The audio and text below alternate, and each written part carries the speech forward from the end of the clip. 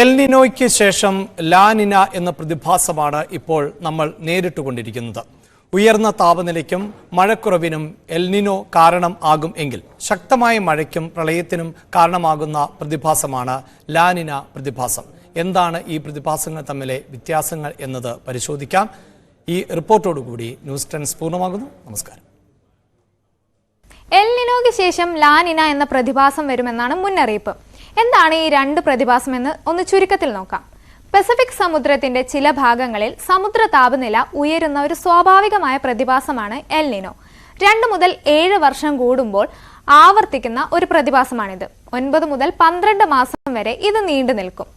ഭൂമധ്യരേഖാ പ്രദേശങ്ങളിൽ സൂര്യപ്രകാശം കൂടുതൽ ലഭിക്കുന്നതിനാൽ സാധാരണ കാലാവസ്ഥാ സമയങ്ങളിൽ ആ മേഖലയിൽ ചൂട് കൂടുതൽ ലഭിക്കും.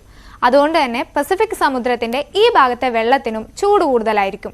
ചുരുക്കത്തിൽ നോക്കുകയാണെങ്കിൽ ഈ ഒരു മേഖലയിൽ നമ്മുടെ ഭൂമധ്യരേഖ പ്രദേശത്ത് ഈ ഒരു പസഫിക് സമുദ്രത്തിന്റെ ഈ മേഖലയിൽ സാധാരണ അവസ്ഥയിൽ ചൂട് കൂടുതലായിരിക്കും ഈ ഒരു വെള്ളത്തിന്. ആ സമയത്ത് നമ്മുടെ ട്രേഡ് വിൻഡ് അഥവാ നമ്മുടെ വാണിജ്യവാദങ്ങൾ സാധാരണയിൽ ഇതിന്റെ ഒരു ദിശ എന്ന് പറയുന്നത് ഏഷ്യൻ മേഖലയിലോട്ടായിരിക്കും. കുറച്ചുകൂടി വ്യക്തമാക്കി നോക്കുകയാണെങ്കിൽ ഇതാണ് സാധാരണ സമയങ്ങളിൽ നടക്കുന്നത്, സാധാരണ വർഷങ്ങളിൽ നടക്കുന്നത്. ട്രേഡ് വിൻഡിന്റെ ഗതിക്കനുസരിച്ച് ഈ മേഖലയിലെ ചൂടുള്ള വെള്ളം ഏഷ്യൻ ഭാഗത്തേക്ക് ഒഴുകാൻ തുടങ്ങും. കാറ്റിന്റെ ഗതി ഇങ്ങോട്ടായതുകൊണ്ടാണ് ഏഷ്യൻ മേഖലയിലേക്ക് ഒഴുകുന്നത്. എന്നാൽ എൽനിനോ സമയങ്ങളിൽ ഈ കാറ്റിന്റെ ശക്തി കുറയുകയും ഈ ഇങ്ങോട്ട് ഒഴുകിയിരുന്ന ചൂടുള്ള വെള്ളമൊക്കെ തിരിച്ചൊഴുകാൻ തുടങ്ങുകയും ചെയ്യും. അതായത് സാധാരണ വർഷങ്ങളിൽ നടക്കുന്നതിന് നേരെ ഓപ്പോസിറ്റ് ആയിട്ടുള്ള ഒരു പ്രതിഭാസം നടക്കും. അതാണ് എൽനിനോ എന്ന പ്രതിഭാസം. ഈ സമയങ്ങളിൽ ഏഷ്യൻ മേഖലയിലെ സമുദ്ര ഉപരിതലം എന്ന് പറയുന്നത് വളരെ തണുത്ത് ഒരവസ്ഥയിലേക്ക് എത്തും. സാധാരണ സമയങ്ങളിൽ സമുദ്രം ചൂടുള്ള ഒരു അവസ്ഥയിലാണ് കാണപ്പെടുന്നതെങ്കിൽ എൽനിനോ സമയത്ത് സമുദ്രം തണുത്തിട്ടാണ് കാണപ്പെടുന്നത്. അതുകൊണ്ട് തന്നെ നമുക്ക് ആ സമയങ്ങളിൽ മഴ ലഭിക്കുന്നത് കുറയും. കാരണം സമുദ്രത്തിലെ വെള്ളം, ചൂട് കൂടിയ വെള്ളം അത് നീരാവിയായി പൊങ്ങിയാണ് നമുക്ക് മഴ ലഭിക്കുന്നത്. അതുകൊണ്ട് തന്നെ ഈ മേഖലയിൽ തണുത്ത് കിടക്കുമ്പോൾ നമുക്ക് മഴ ലഭിക്കില്ല. ഈ ഒരു സമയങ്ങളിൽ നമ്മൾ അനുഭവിച്ചുകൊണ്ടിരിക്കുന്നത് ഇതാണ്. ഇന്ത്യയിലടക്കം ഇപ്പം ഉയർന്ന താപനില ഉള്ളതും മഴ ലഭിക്കാത്തതിനൊക്കെ ഒരു അവസ്ഥയ്ക്ക് കാരണം ഈ എൽനിനോ എന്ന പ്രതിഭാസമാണ്. അതേസമയം ഇവിടെ നടക്കുന്നതിൻ്റെ നേരെ ഓപ്പോസിറ്റ് ആയിട്ടുള്ള ഒരു ക്ലൈമറ്റ് ആയിരിക്കും, ഒരു അവസ്ഥയായിരിക്കും നമ്മുടെ ഈ പെറു അല്ലെങ്കിൽ നോർത്ത് അമേരിക്ക പോലുള്ള ഭാഗത്ത് നടക്കുന്നത്. ഇനി ഈ ഒരു അവസ്ഥ ജൂൺ ആദ്യ വാരത്തോടു കൂടി അവസാനിക്കുമെന്നാണ് മുന്നറിയിപ്പ്. അതിനുശേഷം ലാനിന എന്ന പ്രതിഭാസമാണ് എത്താൻ പോകുന്നത്. അപ്പോൾ എന്താണ് ലാനിന എന്നും കൂടി ഇത്തരത്തിൽ നമുക്ക് ചുരുക്കി നോക്കാം. നമ്മൾ പറഞ്ഞു, സാധാരണ നമ്മുടെ ട്രേഡ് വിൻഡിൻ്റെ ഗതി അത് ശക്തി കുറഞ്ഞ് നമ്മുടെ ചൂടുള്ള വെള്ളം ഏഷ്യൻ ഭാഗത്തേക്ക് ഒഴുകുന്നത് തടസ്സപ്പെട്ട് തിരിച്ച് ഓപ്പോസിറ്റായിട്ട് ഒഴുകുന്നതിനെയാണ് നമ്മൾ എൽനിനോ എന്ന് പറയുന്നത്. എന്നാൽ സാധാരണ നടക്കുന്നതിന് തന്നെ ശക്തി കൂടുതലായി വരുന്നതിനെയാണ് നമ്മൾ ലാനിന എന്ന് പറയുന്നത്. അതായത് സാധാരണ നമ്മുടെ ട്രേഡ് വിൻഡുകൾ ഏഷ്യൻ ഭാഗത്തേക്ക് അതിൻ്റെ ഒരു കാറ്റിൻ്റെ ഗതി വരികയും അത്തരത്തിൽ ചൂടുള്ള വെള്ളം ഏഷ്യൻ ഭാഗത്തേക്ക് വരികയും ചെയ്യുന്ന നോർമലായിട്ടുള്ള ഒരു സാഹചര്യത്തിന് ശക്തി കൂടും. അപ്പോൾ നമ്മുടെ ഈ ചൂടുള്ള വെള്ളം ഏഷ്യൻ ഭാഗത്തേക്ക് ഒഴുകുന്നത് വളരെ ശക്തിയായി ഒഴുകാൻ തുടങ്ങും. ഈ ഒരു മേഖലയിൽ ചൂടുള്ള വെള്ളത്തിൻ്റെ ഒരു അളവ് എന്ന് പറയുന്നത് വളരെ കൂടുതലായി കാണപ്പെടും.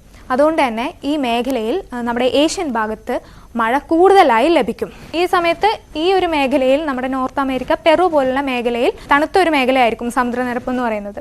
ഈ മേഖലയിൽ സമുദ്രനിരപ്പ് വളരെയധികം ചൂട് കൂടുതൽ ഉള്ള വെള്ളമാവും. ഇത് ഉയർന്ന നീരാവിയായി മഴയായി പെയ്തിറങ്ങും. അതുകൊണ്ട് തന്നെ ശക്തമായ മഴയായിരിക്കും നമുക്ക് ഇനി ലഭിക്കാൻ പോകുന്നതെന്നാണ് മുന്നറിയിപ്പ്. അതാണ് ലാനിന എന്ന പ്രതിഭാസം. ലാനിന വരുന്നു, അതായത് ശക്തമായ മഴയ്ക്ക് അല്ലെങ്കിൽ ഒരു പ്രളയ സമാന സാഹചര്യം ഉണ്ടാകുമെന്ന് തന്നെയാണ് ഇതിനെ സൂചിപ്പിക്കുന്നത്. ജൂൺ ആദ്യ വാരം മുതൽ ലാനിന എത്തുമെന്നാണ് സാധ്യത. അത്തരത്തിലാണ് നമ്മുടെ റിപ്പോർട്ടുകൾ വരുന്നത്.